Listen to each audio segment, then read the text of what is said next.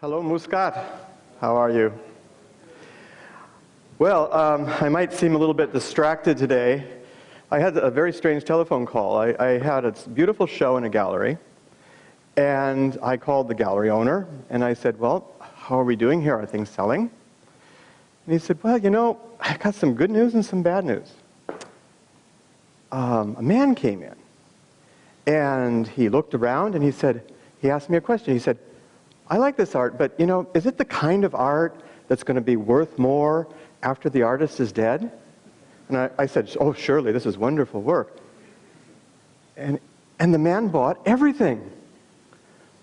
I said, that's great. I said, well, there's some bad news. He was your doctor. So the idea of art as a commodity, as art as something that you create in your studio all by yourself, and then you put it in a show and you try to sell it, is an idea really of our time. It's an invention of the 20th century. And most times in history, artists never worked that way. They didn't really have to worry about art being a commodity. It was a process, it was an experience. And the artists, therefore, had a completely different relationship to society than they do today. In our time, the idea of art as something that you create off in a little corner, that you prepare in a show, some people come and you sell it, is very central. And in fact, in English, and I don't know about Arabic, but in English, our definition of creativity is the ability to produce an original work of value. That is, that we assign value to the work and not the creative process. Now, this definition is actually quite absurd if you think about it, because let's take, for instance, Van Gogh, the great painter. He works all his life, pouring his heart out, doing paintings. He can't sell a single painting. After he's dead, the paintings sell for millions and millions of dollars. So the question is, did Van Gogh become creative after he was dead? I don't think this is really possible.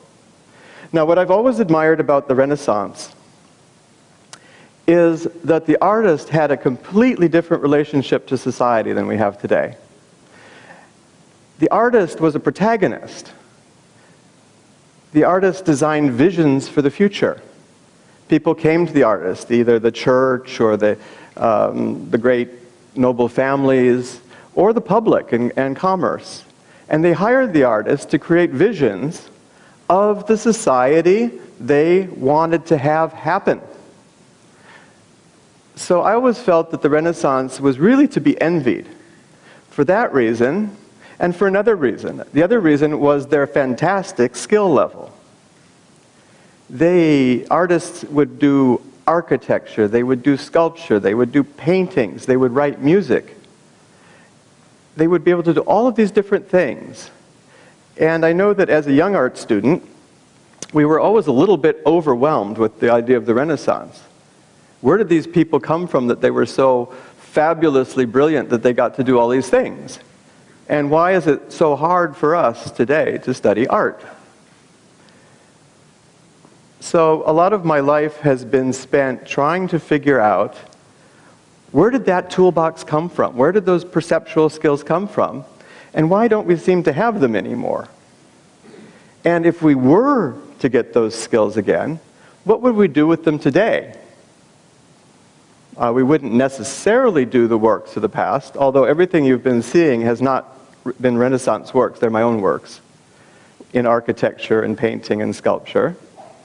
But I was also able to have an experience to take the skills and to create something different, which I will be sharing with you tonight. But before I share the works with you, I would like to share a little bit about the journey of study that I had to undergo, or that I didn't have to undergo, that I decided to undergo, and that allowed me to have an experience, I think, which was rather unique in the world, and which I hope eventually to share with the entire global population. As a young person, 17 years old, I really loved to use art to study nature. I felt that art was more of a natural science. It wasn't really so much about expressing myself as it was about learning from what I observed. learning from observation through art is something that we've pretty much lost in our time, I think, in the West. And it was vital to the Renaissance artist. Why? Well, you'd say we could just take a photograph. Why would I sit there for 2 hours and draw a shell? You can take a photograph, but the photograph won't teach you anything about the shell. The point of doing the drawing is to communicate with your observation of the object and to extrapolate from it the forms. What are forms? Forms are the abstract ideas that objects recount to us. So a seashell, for instance. The seashell has all of its complexity, but underneath all that complexity is a spiral. And within that spiral, in turn, are principles of symmetry and proportion. And those are the principles which we will then be able to use to create our own works.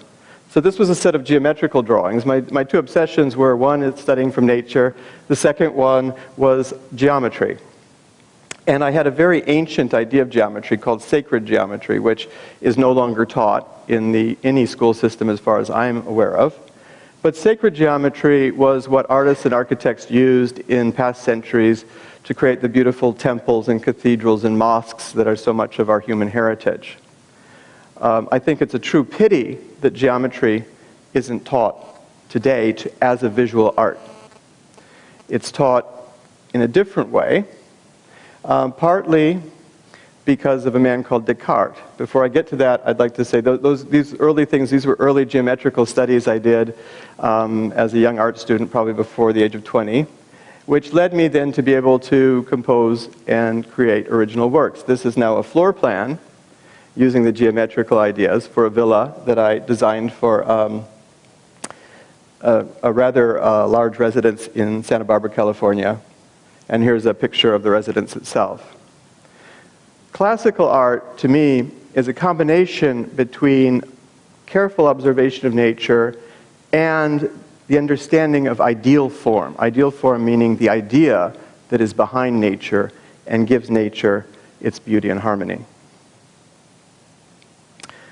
My studies, actually, when I was young, led me to get my first job actually working at NASA. So at the age of 21 years old, I went to the Jet Propulsion Laboratory during the golden age of space exploration. And this was my first drawing for NASA, which was an ion mass spectrograph, which showed all of the pattern of the light rays going through and how the instrument would read that pattern. We forget about it today, but up till the 1980s, space missions were actually drawn by artists. This is a drawing for the Apollo spacecraft that landed on the moon. We didn't have computer graphics, and so artists actually trained themselves to read the blueprints and diagrams and to do perspective visions of space projects.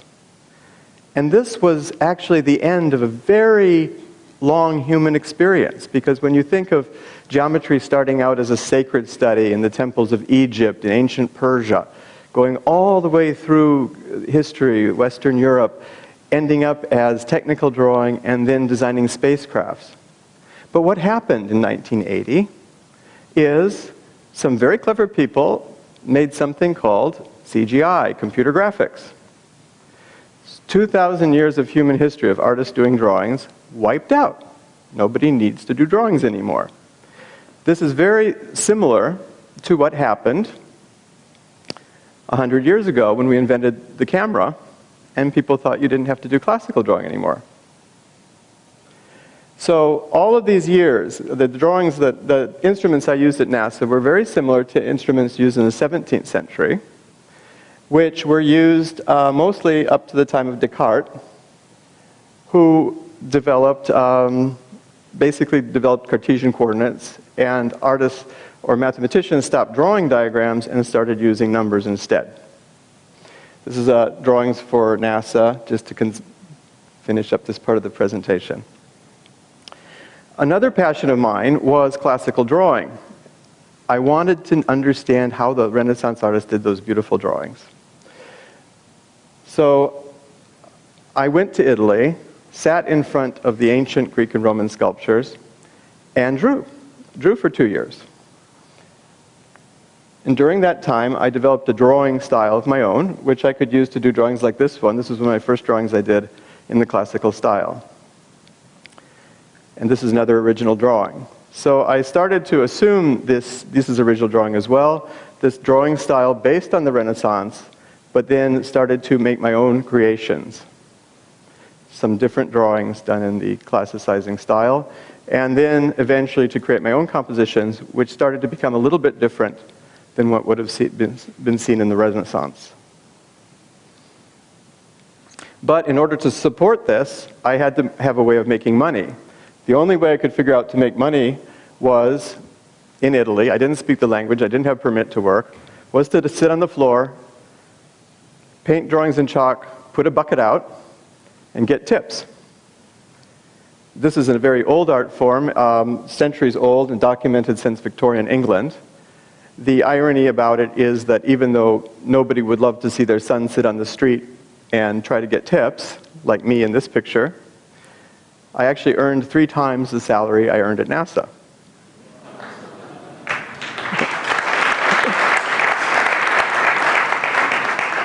So this gave me the ability to travel around, to express myself, and to meet people, to become part of society, really, out in the middle of the public.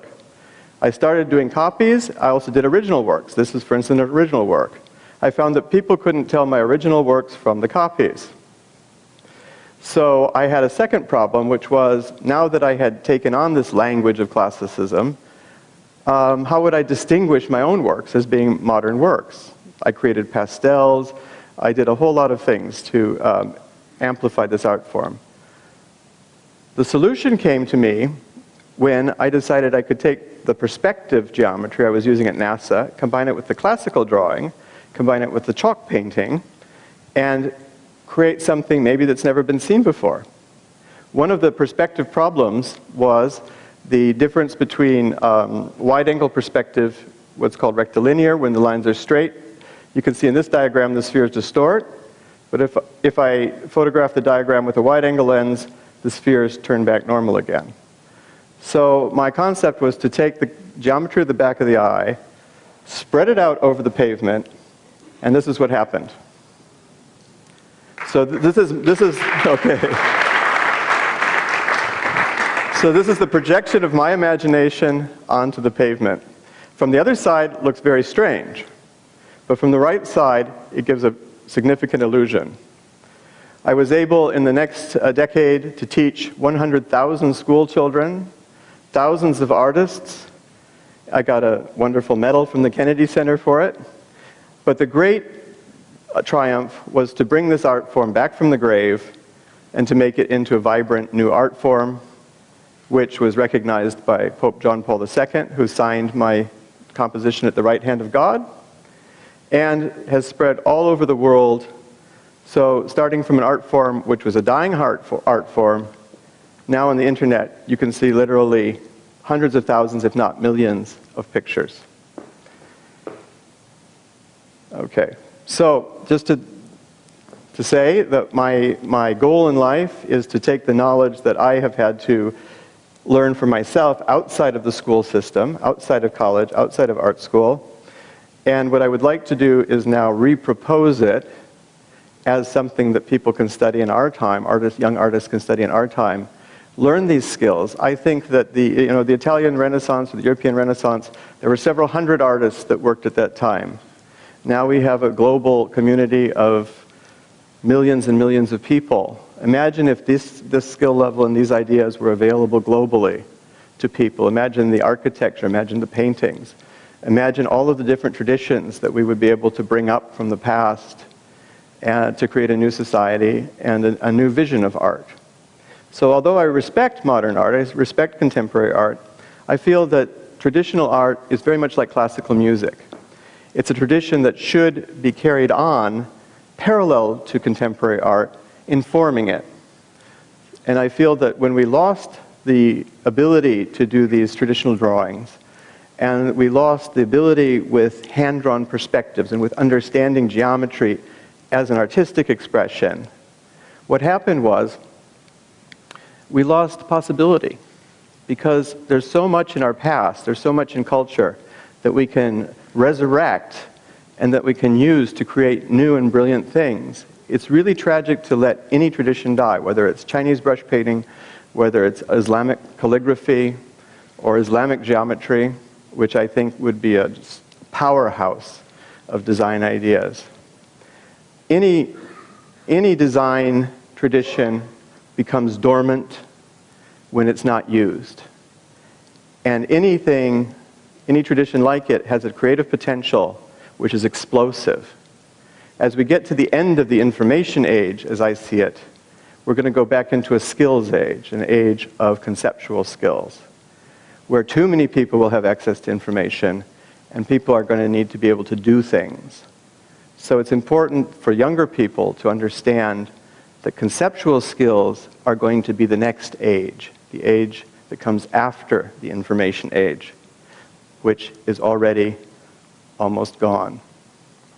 So I'd like to thank you all for your attention, and think about when you have young people in your family who want to become artists, instead of discouraging art, think about making it the attainment of skill. Skill is going to be our future. So once again, thank you very much.